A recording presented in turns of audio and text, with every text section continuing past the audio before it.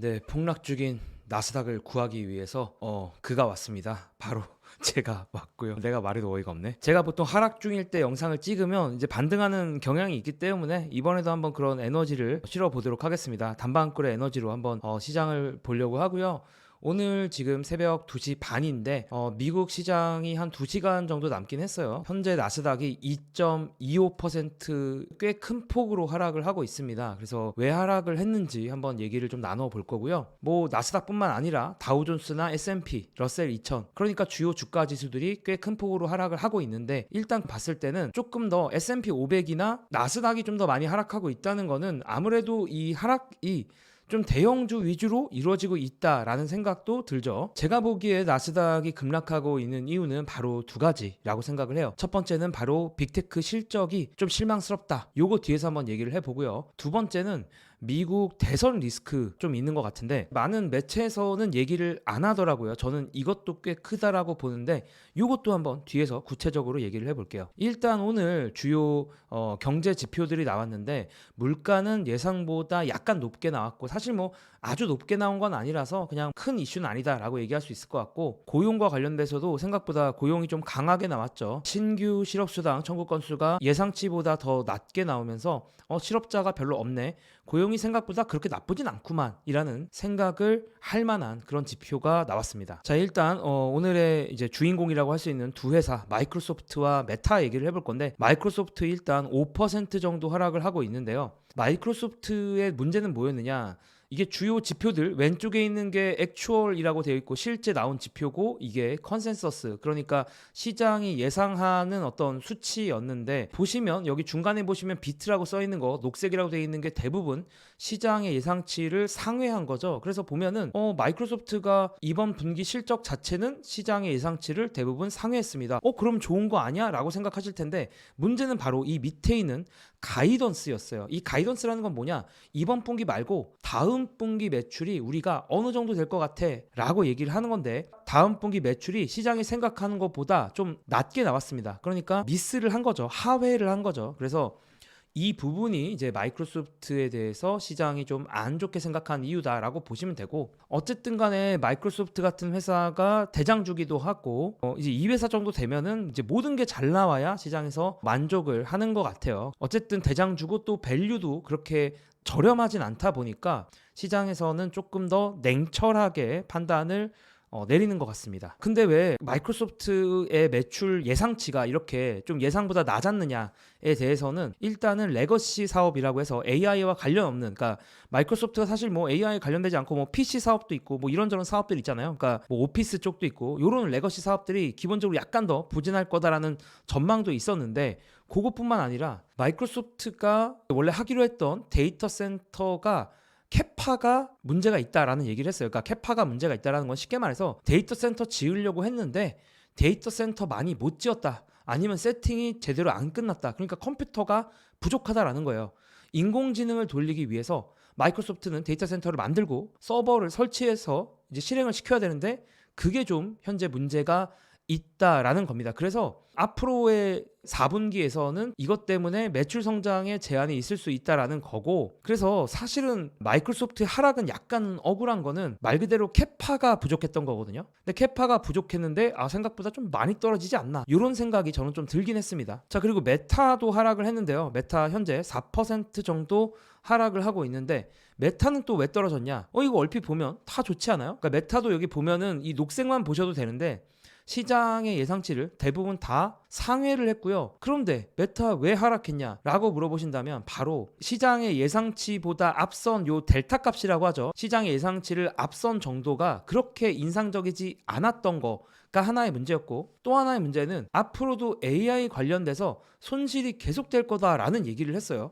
사실 뭐 저커버그는 거의 이런 얘기를 꾸준하게 해오긴 했는데 어쨌든 오늘은 시장은 이걸 좀 더 기분 나쁘게 해석을 한 것 같습니다. 그러니까 어쨌든 AI 시대의 주도권을 잡아야 되니까 지출을 더 하겠다. 약간 이런 얘기를 한 건데 이제 이거를 좀 부정적으로 본 거고 그 다음에 또 메타의 실적 발표에서 부정적이었던 건 바로 사용자의 증가 속도였어요. 그러니까 전년 대비해서 메타의 사용자는 겨우 5% 정도 증가했는데 이게 사실 5% 정도 사용자가 증가한다라는 거는 그렇게 아름답진 않죠. 왜냐하면 결국에는 사용자들이 매출의 선행 지표이기 때문에 사용자가 많이 써야 결국은 그 사용자들로부터 돈을 쫙쫙쫙 뽑아 먹지 않겠습니까? 그러니까 사용자가 5%밖에 못 늘어난다는 건 나중 정도 되면 메타의 매출 증가가 5%밖에 안 되는 거 아니야? 뭐 이런 생각이 들 수도 있는 거죠. 그래서 이런 것들이 시장에서 조금은 더 불편하게 바라봤다라고 볼 수가 있고요.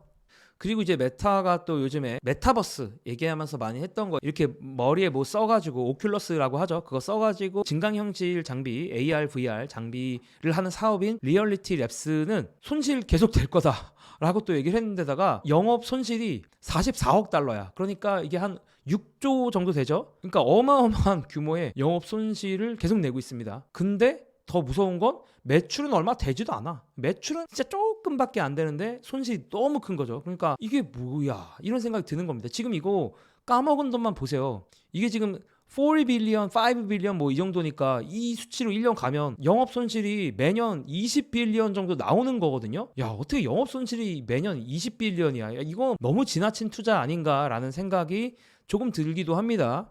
다만 희망적인 것도 있었는데, 예를 들면 2022년 말부터 메타가 적극적으로 인공지능을 도입을 했고, 특히 메타가 인공지능 관련된 거에 가장 힘을 썼던 거는 바로 추천 알고리즘이었어요. 그러니까 여러분들 인스타그램이나 페이스북 쓰시면은 거기에 나오는 영상들 있죠. 그걸 이제 어떤 것들을 추천해 줄 거냐 이건데, 요게 계속 적중하면서 유저들이 페이스북에서 보내는 시간 8%가 늘고요. 인스타그램에서 보내는 시간도 6% 증가했다라고 얘기를 했습니다. 요거 자체는 메타 주주 입장에서는 듣기 좋은 얘기이기도 하면서 사람들이 점점 또 SNS에 빠져드나라는 그런 인류애적인 사고로 생각해 봤을 때는 살짝 아쉬운 부분도 있었다라고 얘기를 하고요. 자, 어쨌든 실적 발표가 슬슬 끝나가니까 AI 관련돼서 주요하게 플레이하는 회사들의 이야기를 좀 들어봤을 때는 이런 느낌이었어요. 그러니까 마이크로소프트와 메타는 AI 관련된 지출을 높일 것이다 라는 입장을 꾸준히 가져갔습니다. 물론 얘네들의 뉘앙스가 막 엄청나게 늘린다 이런 뉘앙스까지는 아니었던 것 같아요. 제가 보기에 늘리긴 늘릴 거다 이 정도의 뉘앙스였습니다. 그래서 이런 얘기만 들어봤을 때는 데이터 센터 혹은 뭐 AI 관련된 밸류체인에 있는 회사들은 좋지 않을까라는 생각이 좀 들긴 했고요. 다만 구글은 약간 약한 모습을 보였어요. 그래서 4분기에 구글이 지출할 자본 지출 뭐 캐펙스라고도 하고 요거는 같은 수준을 유지한다라고 했는데, 구글은 약간 쫄렸나 봐. 구글은 살짝. 그래서 약간 약한 모습. 뭐 한국 HBM 관련돼서 또 엔비디아 관련돼서 투자하시는 분들 많은데, 결론만 얘기했을 때는 이번에 빅테크들이 실적 발표에서의 제가 느끼는 톤은 어쨌든 지난 분기보다 약해진 건 맞고, 그러다 보니까 성장률도 앞으로의 성장률도 약간은 더 낮춰서 생각해야 되지 않을까라는 생각을 들긴 했어요. 어쨌든 톤이 약해졌다. 요거는 팩트인 것 같습니다. 다만 이제 저의 감상은 요건 있는 것 같아. 이 정도까지 떨어져야 되나? 나스닥 이렇게 2%까지 박살날 일인가?에 대해서는 살짝 물음표인데, 다만 이제 요 얘기를 하나 더 얹으면 말은 되는 것 같아요. 바로 미국 대선 리스크. 제가 오늘도 다른 투자자분들이랑 이제 술을 좀 한잔 했는데, 그분들도 그런 얘기를 하더라고요. 뭐 지인들 중에서도 미국 대선이 이제 곧 앞두고 있다 보니까 대선을 앞두고 약간 걱정이 되는 거야. 왜냐면 다음 주에 이제 미국 대선이 있는데, 미국의 대통령이 바뀐다라고 하는 거는 큰 변화가 미국에서 생긴다라는 거거든요. 그러니까 그 순간에 큰 변동성이 생길 수가 있고, 그런 상황에서는 당장 좀 현금화를 많이 해놓고 대선 끝나고 방향성이 잡히면 좀 투자해야겠다 이런 생각을 좀 하는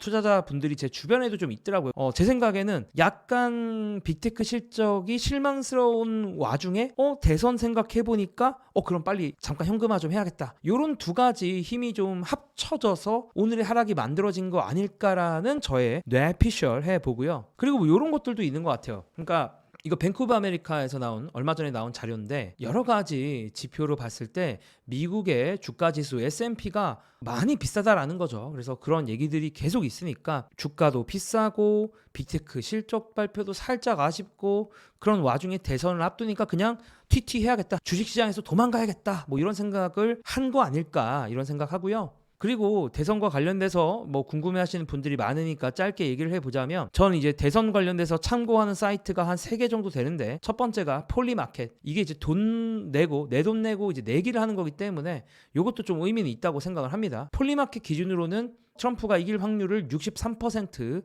해리스가 이길 확률을 36% 정도로 보고 있긴 한데 요게 이제 말이 좀 많기는 해요. 그러니까 무슨 말이 많냐? 요즘에 큰 고래 몇 명이 배팅을 트럼프에 우호적으로 하면서 약간은 좀 조작됐을 수도 있다. 뭐 이런 얘기들도 하긴 합니다. 그런 시각도 있다라는 말씀 드리고요. 그럼 제가 또 많이 참고하는 사이트 중에 하나는 바로 통계학자 네이트 실버가 만든 실버 블레틴이라는 사이트인데 여기서는 트럼프가 우위가 나왔어요. 트럼프가 53%, 해리스가 46%의 확률로 이제 승리를 할 수 있다. 이렇게 보는 건데 이게 뭐 작아 보여도 뭐 저는 좀 커 보이긴 하거든요. 그래서 트럼프가 좀 더 유리한 형국이다라고 얘기할 수가 있을 것 같고 538이라고 해서 원래 사실 아주 유명한 통계학자 네이트 실버가 만들었던 바로 원래 이제 이 사람이 538 만들고 이거를 어떤 방송국에 팔고 이제 독립해서 만든 게 요거기 때문에 어쨌든 뭐 요 사이트도 유명하다. 538도 유명한데 이 538 같은 경우는 트럼프의 승리 확률이 51%다라고 보고 있습니다.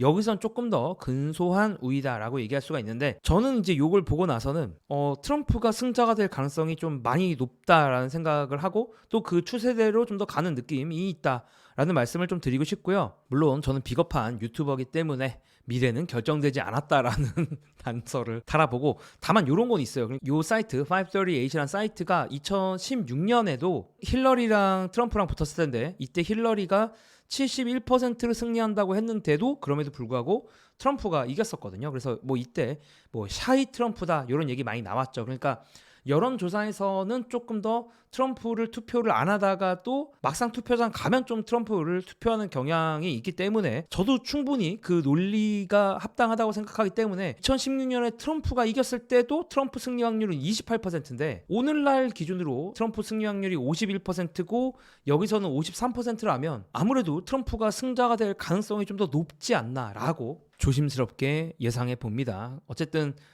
대선 얘기까지 하고 또 뭐 관련된 대선 얘기, 뭐 테크 얘기, 또 주식 얘기 있으면 돌아오도록 하겠습니다. 감사합니다.